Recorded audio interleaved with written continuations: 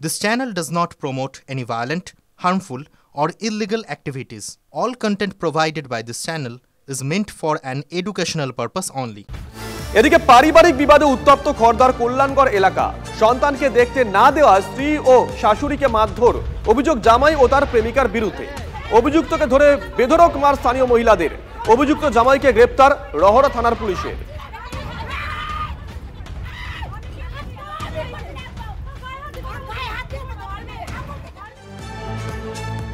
জীবিত মানুষকে মৃত ঘোষণা করে দিয়ে মাথায় স্টিকার, কোনো চিকিৎসা না করে মৃত ঘোষণার অভিযোগ পরিবারের। মেদিনীপুর মেডিকেল কলেজে শোরগোল পড়ে যায় এই ঘটনার পরেই। খড়গপুরের বাসিন্দা স্নান করতে গিয়ে নদীতে তলিয়ে যান। পুলিশের সহযোগিতায় মেদিনীপুর মেডিকেল কলেজ হাসপাতালে নিয়ে গেলে তাকে মৃত বলে ঘোষণা করা হয়। পরিবারের তরফ থেকে অভিযোগ করা হয়েছে তখনও বেঁচেই ছিলেন ওই ব্যক্তি। পরে তাকে আইসিইউতে নিয়ে গেলে ৮ ঘন্টা পর তার মৃত্যু হয়। তিলোত্তমা খুন ধর্ষণে ১০০ দিন পার, এমন মর্মান্তিক সন্ধিক্ষণেও সরব শাসক দল। ডাক্তারদের নিশানা কুণাল কল্যাণের, পাল্টা শাসক পক্ষকে নিশানা আন্দোলনকারী জুনিয়র ডাক্তারদের।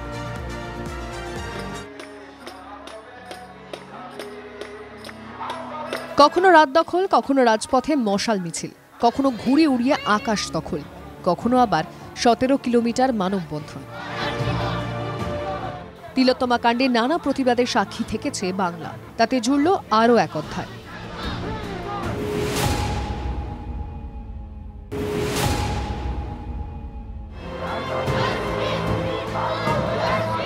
৯ আগস্ট থেকে ১৭ই নভেম্বর দেখতে দেখতে কেটে গেল আরজি কর কাণ্ডের ১০০ দিন, কিন্তু বিচার এখনো অধরা। তাই ফের পথে নামল নাগরিক সমাজ।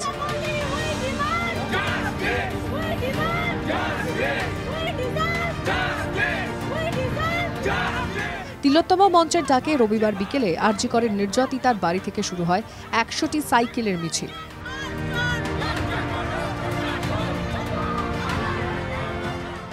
এইচবি টাউন, সোদপুর, ডানলপ, সিথি, দমদম, পাইকপাড়া হয়ে শ্যামবাজার ৫ মাথা মোড় পর্যন্ত যায় মিছিল। মিছিলে অংশ নিয়েছিলেন তিলোত্তমার বাবা মা। তারা অবশ্য দিন নয়, বিচারের আশায় এক একটা সেকেন্ড গুনে চলেছেন।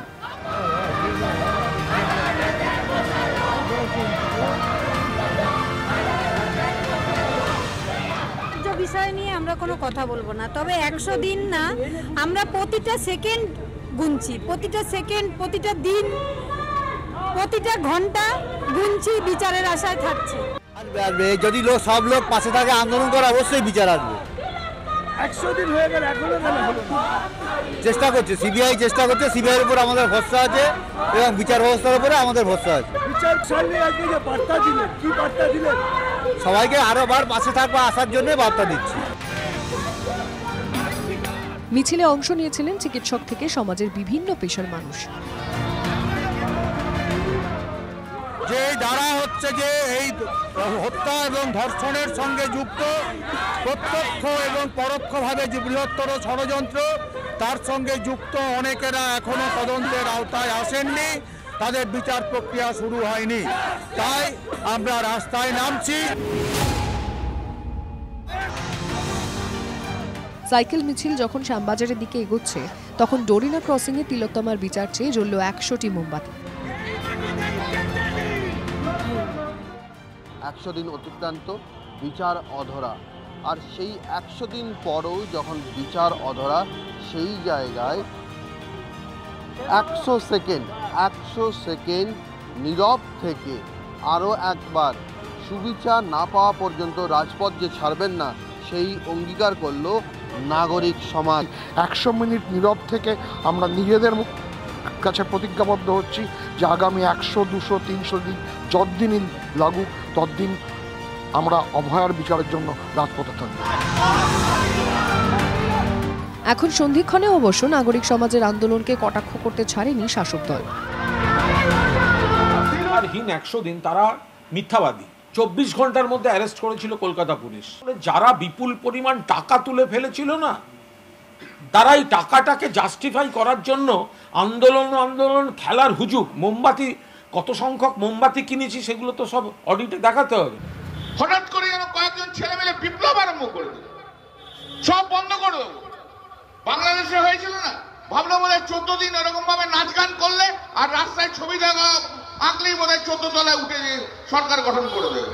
হয় নাকি এসব? শাসক দলের নেতারা আমাদের এই জুনিয়র ডাক্তারদের বলছেন আমরা নাটক করতে নেমেছি টাকার জন্য, আমরা নাকি সাধারণ মানুষের থেকে তোলা তুলছি, এই ভাষা বলা হচ্ছে।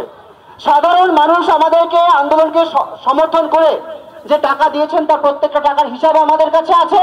যদি আইনি ভাবে কেউ আমাদের চ্যালেঞ্জ করে সব আমাদের হিসেব রয়েছে। কিন্তু এই লোকগুলো, এই শাসক দলের লোক, তাদের মদতপুষ্ট এই সন্দীপ ঘোষের চেলাচামুন্ডা, এই আশিস পান্ডে একজন জুনিয়র ডাক্তার, একজন ইন্টার্ন, পোস্ট ইন্টার্ন, সে আজকে একটা দুর্নীতির চক্রে সিবিআই থেকে গ্রেপ্তার করেছে। এটা কোন জায়গায় বাস করছে? এটা একটা স্বাস্থ্য ব্যবস্থা।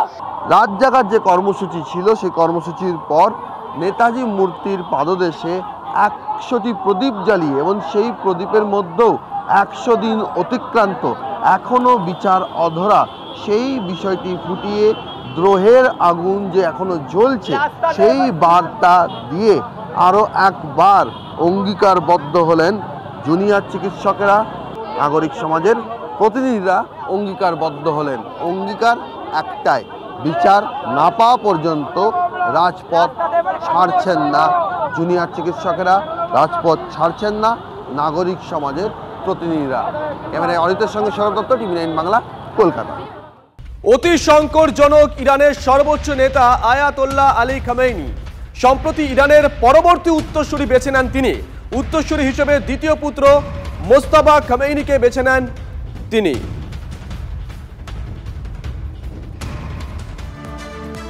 খাবার খুঁজতে গ্রামে ঢুকে তাণ্ডব চালায় হাতির পাল। গত রাতে ধূপগুড়ি পশ্চিম মল্লিকপাড়ায় ধানের খেতে ঢুকে পড়ে 15টি হাতির একটি দল। আতঙ্কে রাতভর জেগে গ্রামবাসীরা। ক্ষতিগ্রস্ত 15 থেকে 16 বিঘা জমির ধান, কলা বাগান, নষ্ট বিঘের পর বিঘের জমির সবজিও। মাথায় হাত পড়েছে কৃষকদের। জলঢাকা নদী পার হয়ে গ্রামে ঢুকে পড়ে হাতির দল। সকালবেলা খবর পেয়ে এলাকায় আসেন পঞ্চায়েত আধিকারিকরা। কৃষকদের ক্ষতিপূরণের আশ্বাস দিয়েছেন তারা। অন্যদিকে আলিপুরদুয়ারে সেখানেও হাতির হানা, ভাঙলো মাটির ঘর। ডুয়ার্সের কালচিনি ব্লকে সাঁতালি চা বাগানে এলাকার ঘটনা। বুনো হাতির তাণ্ডবে ভেঙে যায় মাটির ঘর। প্রাণ বাঁচাতে পরিবার নিয়ে পালিয়ে গাছতলায় বাড়ির মালিক। লাগাতার হাতির হানায় ক্ষতিগ্রস্ত আলিপুরদুয়ারের মাদারিহাট, কুমারগ্রাম, কালচিনি এই 3টি ব্লকের বাসিন্দারা।